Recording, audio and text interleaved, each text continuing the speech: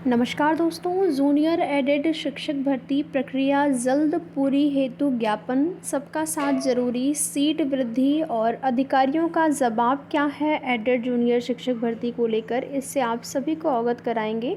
तो वीडियो में लास्ट तक बने रहें। एक छोटा सा निवेदन आप सभी से, अगर चैनल पर नए हैं तो चैनल को सब्सक्राइब कर लें, साथ ही साथ वीडियो पसंद आए तो लाइक शेयर भी ज़रूर करें। तो जैसा कि एडेड जूनियर शिक्षक भर्ती भी एक पुरानी भर्ती हो चुकी है और भर्ती प्रक्रिया में अभी तक शासनादेश का इंतज़ार किया जा रहा है। शासनादेश को लेकर लगातार जो अभ्यर्थियों ने अपना प्रयास किया है, अब वो अपने स्तर से जारी है और अभी भी चल रहा है। इसी क्रम में आप देखेंगे जनता दरबार कार्यक्रम में जाकर ज्ञापन देना, लखनऊ में धरना प्रदर्शन, प्रयागराज में धरना प्रदर्शन, अधिकारियों को ज्ञापन देना, अधिकारियों से मुलाकात करना। अभी 2-3 दिन पहले भी एक ज्ञापन दिया गया उच्च अधिकारी को। तो लगातार ये सारे कार्य जारी हैं और जारी भी रहना चाहिए जब तक कि शासनादेश नहीं जारी हो जाता है। आप सभी से निवेदन है, आप सभी जितने भी एडेड जूनियर शिक्षक भर्ती के अभ्यर्थी हैं, आप लोगों को कोई भी ऐसे अधिकारी हों या फिर राजनीतिक जो पॉलिटिक्स में हों, जैसे नेता वगैरह, उन लोगों को भी आप लोग ज्ञापन दे सकते हैं अपनी भर्ती संबंधित, जैसे कि वो ज्ञापन को मुख्यमंत्री जी तक पहुंचा सके। तो ये प्रयास आप सबको रखना है, ज्ञापन की एक कॉपी अपने पास रखनी है। किसी की भी जान पहचान हो, कोई भी ऐसे लोगों को आप जानते हो जहाँ से कि बात उच्च अधिकारियों तक पहुंच जाए, तो वो प्रयास आपको करते रहना है। यहाँ पर जो भी अभी तक अधिकारियों की बात हुई है, अधिकारियों से, उसका जो भी अगर निष्कर्ष निकाला जाए तो उनके आधार पर यही सारी चीज़ें हैं कि अभी तक तो वो लोग चुनाव में व्यस्त थे। मान लीजिए अब चुनाव भी संपन्न हो चुका है। देखिए, ये जो चुनाव की चीज़ें होती हैं, फिर चुनाव में व्यस्त थे तो चुनाव का परिणाम आए टाइम हो गया। अब तो कम से कम अधिकारियों को कुछ न कुछ यहाँ पर निष्कर्ष निकालना चाहिए या फिर कोई न कोई परिणाम आना चाहिए।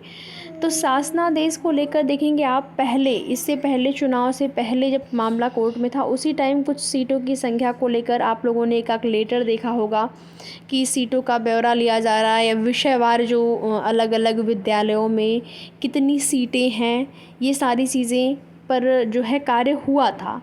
लेकिन अभी की जो स्थिति है, अभी अगर आप देखेंगे, जब से आपका मैटर निस्तारित हुआ है कोर्ट से, यानी कि स्टे हटने के बाद जो ऑर्डर रिज़र्व हुआ, वो ऑर्डर जारी हुआ, उसके बाद से कुछ भी प्रोसेस ऐसा नोटिस वगैरह के माध्यम से देखने को नहीं मिला है। ज़रूरी नहीं है कि वो नोटिस आपके तुरंत शासनादेश को लेकर ही हो, लेकिन कुछ आपके का जो विभाग है उसके स्तर से कुछ कार्य हो रहे हों, तो फिर वो चीज़ें भी कहीं न कहीं से पता चलती हैं।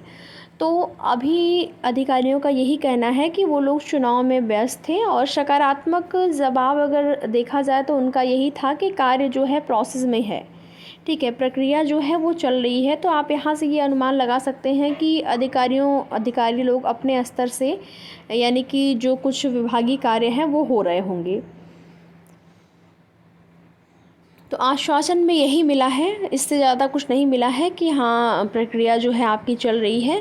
तो इसका मतलब ये नहीं है कि प्रक्रिया चल रही है तो आपको बिल्कुल निश्चिंत होकर बैठ जाना है। आप अपने स्तर से प्रयास भी करते रहिए। साथ ही साथ यहाँ पर सीट वृद्धि को लेकर लगातार अभ्यर्थी पूछते रहते हैं कि सीट वृद्धि होगी। देखिए, एक वीडियो मैंने अपलोड किया हुआ था एडेड जूनियर शिक्षक भर्ती का, उसमें लगभग 4000 प्लस लोगों ने उस वीडियो को वॉच किया हुआ है। 4000, हाँ 4000 प्लस, लगभग 4200 के आसपास जो है वहाँ पर अभ्यर्थियों ने उस वीडियो को देखा हुआ है।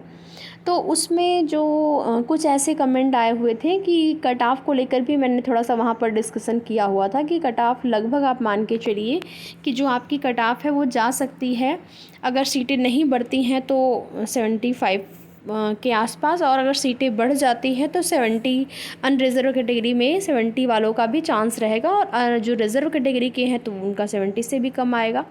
इस तरीके से छोटा मैंने मोटा मोटा डिस्कशन इस विषय में कर लिया था, क्योंकि अभ्यर्थी लगातार कट ऑफ को लेकर पूछते रहते हैं। तो वहाँ पर कई ऐसे कमेंट आए हुए थे, कट ऑफ इतनी ज़्यादा नहीं जाएगी, 60 जो है या फिर 60 पर भी हो जाएगा, आप बहुत ज़्यादा कट ऑफ बता रही हैं।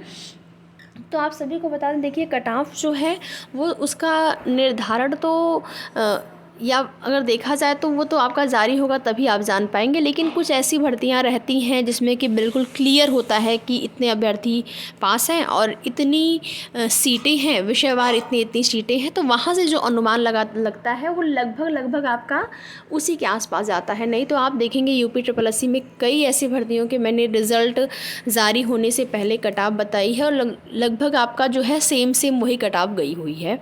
तो यहाँ पर सीटें भी अभी कंफर्म नहीं हो पाई हैं, तो वो तो सीटें कंफर्म होने के बाद आपको एक कटाव बताई जाएगी जो कि बिल्कुल आपकी वही रहेगी। लेकिन अभी की जो स्थिति है, अगर सीटें बढ़ जाती हैं, 6000 सीटें हो जाती हैं, तो 70 मैंने बताया कि 70 गुणांक आपका पर भी आप अपने आप को सेफ मान सकते हैं।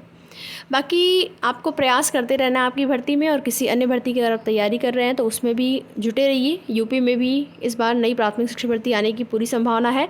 साथ ही साथ बिहार में आप देख ही रहे हैं शिक्षक भर्तियां हो रही हैं, और कुछ यहाँ पर न्यूज़पेपर के माध्यम से अन्य भर्तियों से संबंधित अपडेट है, आप चाहें तो उसके लिए। जैसे आप में से कई ऐसे अभ्यर्थी हो सकते हैं जिन्होंने कि नेट की परीक्षा दी हो। कल की डेट में यूजीसी नेट के प्रश्न कल पेपर था, और आप यहाँ पर देख पाएंगे यूजीसी नेट के प्रश्न रहे सामान्य, तार्किक क्षमता एवं इतिहास से भी सवाल पूछे गए।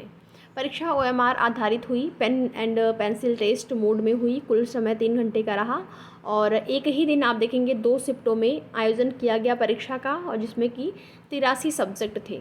इससे पहले आप देखेंगे आपकी जो परीक्षा है वो हो रही थी ऑनलाइन मोड में, और जब ऑनलाइन परीक्षा हो रही थी तो कई दिन लग जाते थे। तो यहाँ पर आपकी परीक्षा जो है pen and pencil test mode में हुई है, जो कि एक ही दिन में संपन्न कराई गई।